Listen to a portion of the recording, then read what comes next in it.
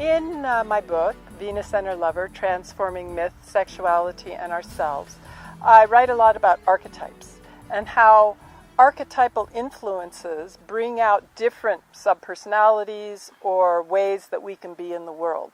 And you write about that too. You have like different types of personas that can show up in a relationship. Mm-hmm. Yes, especially when someone had a vanishing twin. Now, the vanishing twin phenomena has only been really discovered maybe 15 years ago, when most women that were pregnant in their first trimester got ultrasounds in the U.S. anyway.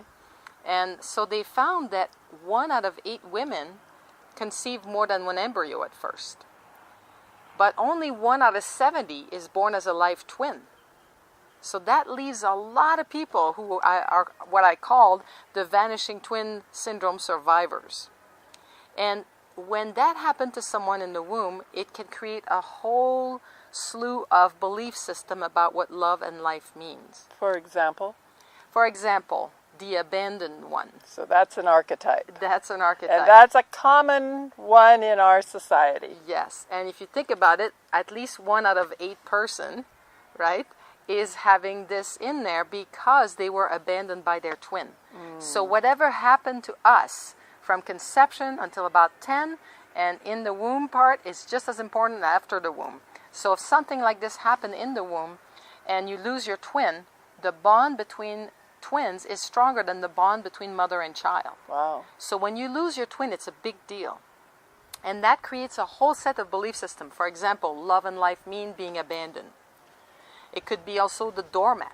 So love and life mean having to be a doormat in order for people to love me. Like, unless I put up with anything, they'll leave me or they'll die. Yeah. And and they have like 17 different categories that I came up with. And they're all in my book, Explain. The book, which is? The book is Fit for Love. And like, for example, another category is the savior. So the savior is most of us in the healing field. So, because we weren't able to save our twin, so now we're trying to save everyone else. So it's nothing wrong with wanting to help people, but if you're doing it as a compulsion because you're trying to make up for not having been able to save your twin, that can be an issue. So it's good to clear that, so that if you want to be in the health field, it's because you want to, not because you're compelled to, because you feel guilty.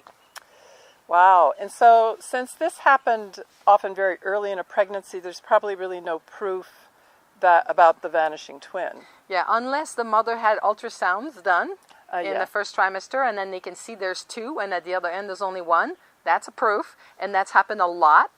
And then the other thing that happened is whenever I work with people and it comes up in a session, a lot of times they go back to their mother and ask, Mom, like, did anything happen during the pregnancy that could lead you to believe that maybe there was 2 of us and then you lost one? And many, many times the mothers do remember either having some bleeding, some spotting, or having cramps, or falling, or just recently I had someone who took my workshop, which is called Transform Your Love and Life Blueprints with Meridian Tapping Techniques. Basically, this woman went back to her mother, and the mother told her that when she was born first, and then right after her, another amniotic sac was born with teeth and hair in it. So, and that's happened like many, many times, that the parents didn't tell the child that there was something like that. Even had another person who had a stillborn twin, and the parents never told the child that they had a stillborn. Wow. So it's amazing how when it comes up in the session, it's an emotional reality, but lots of times it will be confirmed. And the most important part is that the person that it comes up with usually completely relates to it. Yeah. It's as if it explains their whole life. Wow. Why they've been yearning, looking, searching for someone. They're searching for their twin. And all of a sudden it makes sense. And it's just amazing. And when that comes up with people and I see the light bulb going on in their head, it's like, it's really fun. And then you can start working on that and releasing all these beliefs that are in there that are not good for them. you know. And that's the great thing, that when we bring things from the subconscious into our awareness, we actually have a choice. We can decide oh wow, look, I had this belief that love and life mean being abandoned. I don't really believe that, so let me change that belief. And through the techniques that you can offer, people can instead live by something they really want to live by. Exactly. And also there are other techniques like neuroemotional technique, which is a really great technique that I use in my practice, that has a lot of different practitioners all over the world. So if somebody wanted to find an NET practitioner, they could find someone and then, you know, get my book and bring the different beliefs they want to work on and get that cleared out. So NET stands for? Neuroemotional technique. Right. Good. Well, thank you, Dr. Teshna, so much. Her book is Fit for Love.